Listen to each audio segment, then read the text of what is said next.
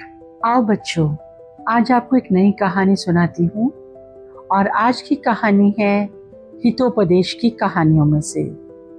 सबसे पहले तो हितोपदेश की कहानियाँ हैं क्या?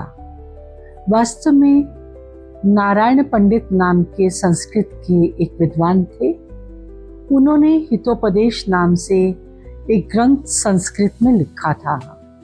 उसी का हिंदी अनुवाद जो है वो हितोपदेश की कहानियों के रूप में जाना जाता है।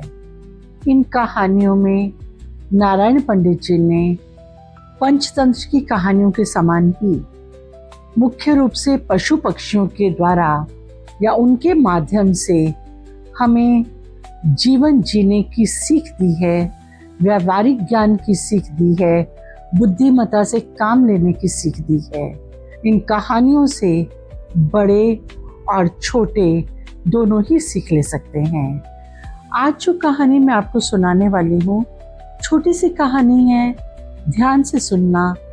उसका शीर्षक है दोस्ती बनी जान की दुश्मन। तो शुरू करती हूँ कहानी। एक तालाब था। तालाब के किनारे एक पेड़ था।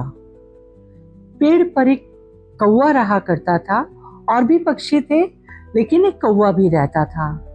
और नीचे तालाब में एक हंस रहता था। कौवा स्वभाव से बहुत दुष्ट था, जबकि हंस बहुत नेक दिल, अच्छे स्वभाव का पक्षी था। एक दिन क्या हुआ कि दोपहर में एक यात्री उस पेड़ के नीचे आकर बैठ गया। वास्तव में वो चल चल कर थक गया था, और जैसे ही पेड़ के नीचे बैठा, हवा के ठंडे झोंके आए और उसे नींद आ गई। वो असल में एक शिकारी था। वो अपना धनुष बाण अपने सिर के नीचे रखकर सो गया। अब हुआ क्या कि शाम जैसे ही ढलने लगी, सूरज की किरणें उस यात्री के चेहरे पर सीधी पड़ने लगी।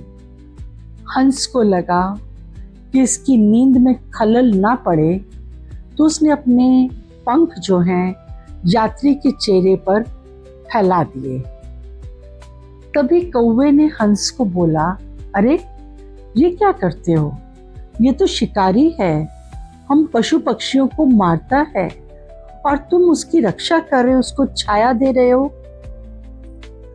हंस ने कहा, मैंने तो ये सुना हुआ है कि हमें जीवों पर दया करनी चाहिए, उनकी सहायता करनी चाहिए।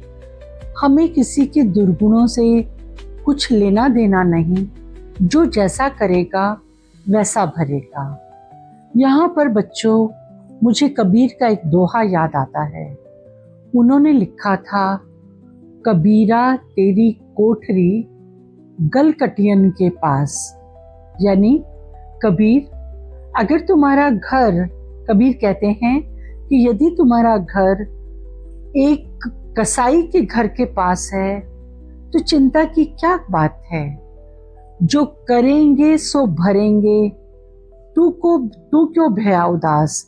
यानी जो जैसा करेंगे वैसा ही उनको फल मिलेगा।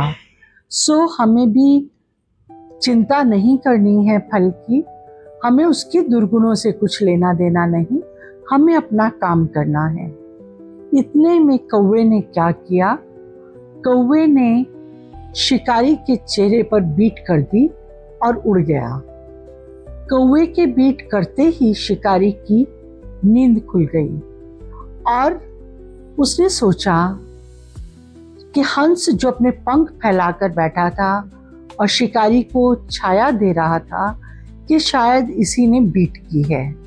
उसको बहुत गुस्सा आया।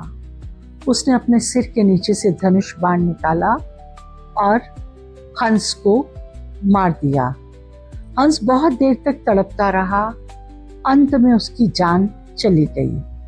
तो उसे दुष्ट कौवे के साथ दोस्ती करने का खामियाजा ये भुगतना पड़ा कि उसे अपनी जान से हाथ धो देने पड़े। मतलब क्या है कि जब हम किसी से दोस्ती करते हैं तो सामने वाले के स्वभाव को, सामने वाले के गुणों को, दुर्गुणों को बहुत अच्छी तरह से देख परख लेना चाहिए और उसके बाद ही दोस्ती करनी चाहिए। नहीं तो हंस की तरह हमें भी लेने के देने पड़ सकते हैं। उम्मीद है बच्चों आपको ये छोटी सी कहानी अच्छी लगी होगी। जल्द आऊंगी अगली कहानी लेकर।